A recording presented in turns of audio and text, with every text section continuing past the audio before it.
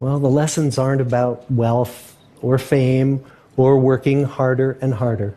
The clearest message that we get from this 75-year study is this: good relationships keep us happier and healthier, period. We've learned 3 big lessons about relationships.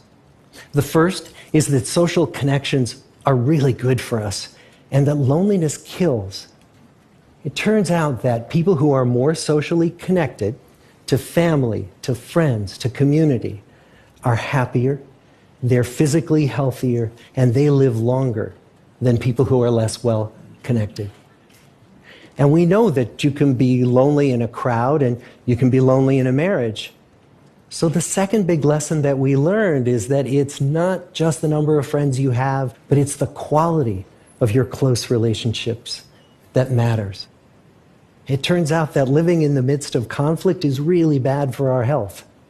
High conflict marriages, for example, without much affection, turn out to be very bad for our health, perhaps worse than getting divorced.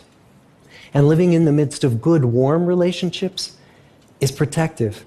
The people who were the most satisfied in their relationships at age 50 were the healthiest at age 80.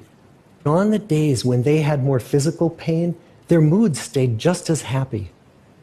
But the people who were in unhappy relationships, on the days when they reported more physical pain, it was magnified by more emotional pain.